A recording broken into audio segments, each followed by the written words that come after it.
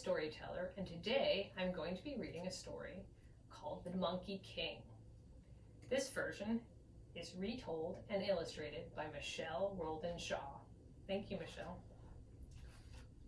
Once upon a time, the Bodhisattva was born as a tiny baby monkey. Later, he grew strong and stout, and when fully mature, he became the leader of 80,000 monkeys dwelling in the Himalayan forests. The Ganges River flowed through their very turf, and growing along its bank was a very large and wonderful mango tree. It had many forks and boughs. Its leaves cast deep green shade, and thousands of enormous mangoes filled the air with their fragrance. Who doesn't like mangoes? Some of the branches stretched out over the Ganges and dropped their fruits into the water. One day, the king of the realm was downstream with his retinue. They were swimming and sporting between the nets that they kept around him for protection. It so happened that a mango from the great tree washed down and caught in one of the nets. The king plucked it out and took a bite. Instantly, he felt a thrill as his whole body was pervaded with the divine flavor of mango. "Where did this come from?" he demanded of his attendants. "We do not know, sire," they said. "Well, make a search." They scoured the surrounding forest until they found the wonderful mango tree. Halting beneath it, they set up the king's decorated tent and spread out a bed for him to lay on. There he remained eating mangoes all afternoon till he fell asleep. That night, under the cover of darkness, the monkey troop returned to the tree, all 80,000 of them, moving through its branches with a ghostly rustle. When the king awoke, he cried, "These thieves are eating my mangoes!" He commanded his archers to surround the tree, shouting, "Don't let a single one escape. Today we will eat mangoes with roast monkey." The troop, looking down and seeing men encircling them with arrows drawn, shivered in fear of death. There was no escape route. Poor monkeys. But the Bodhisattva thought, "These monkeys are my relatives. It is my duty to protect them. I must find a way out of this." Suddenly he sprang off down the branch extending furthest over the Ganges, and when he reached the end, he made a mighty leap to the opposite bank. No other monkey could have cleared it. It's a pretty wide gap. Looking back, he reckoned the distance and cut a creeper vine to that length. He fastened one end to a tree and then tied the other around his waist. Then he made another colossal jump back over the water. But he had forgotten to take into account the part tied around his waist, so he fell just short. Only his hands reached the furthest branch of the mango tree, to which he clung tightly and hung suspended over the water. Like this, he was stretching to catch onto the other branch, right?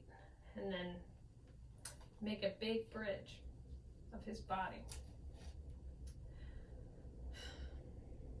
He clung tightly and he hung suspended over the water. He screamed to his troop, "Now you must escape. Walk over my back and cross the river on this creeper vine." In single file, the monkeys traipsed over him, apologizing as they went for treading on their leader's back. But one among them was the sworn enemy of the Bodhisattva. "Now is my chance," thought this rival monkey. Climbing to a high branch, he jumped down and landed on the Bodhisattva's back as hard as he could. Ugh!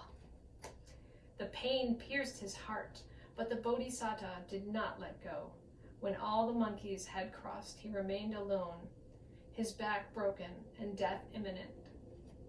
Now the king, the human king, had been watching all of this from his royal couch, and the noble actions of the monkey stirred him deeply.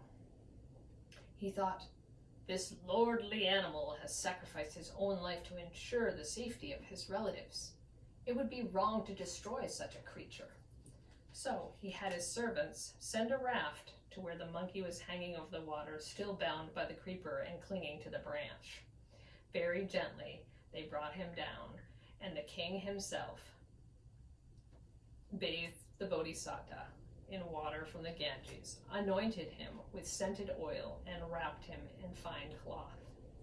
He gave him sugared water to drink, and prepared a special bed. Then he took a low seat beside him and asked, "Dear monkey, why have you done this?" The Bodhisattva answered with verses of wisdom. "Of these monkeys I am chief, guarding them, preventing grief. When they feared annihilation, I made a bridge for their salvation. Now my back is crushed and cracked, but my spirit's still intact. Happy that my duty's filled, I don't fear pain or getting killed. You, O king, are much the same. Many subjects praise your name. When their happiness is brought about, you'll find your own without a doubt. All of us must die one day, maybe in a painful way, but if we know we've lived our best, we'll calmly meet this final test." After instructing and inspiring the king in this way, the monkey died of his wounds. The king called his ministers and ordered them to prepare the funeral rites befitting royalty. The body was burned on a pyre of scented wood. Then they brought the relics back to the capital, where the king had a skull inlaid with gold, and he raised it in a shrine at the palace gate. For 7 days, the entire city was decked to honor the Monkey King. Throughout the remainder of his life, the king left flower garlands and kept torches burning at the shrine. He followed the Bodhisattva's advice, ruling righteously and caring for his people, so that when his time came, he died peacefully and was reborn in a heavenly realm. The end. Thank you.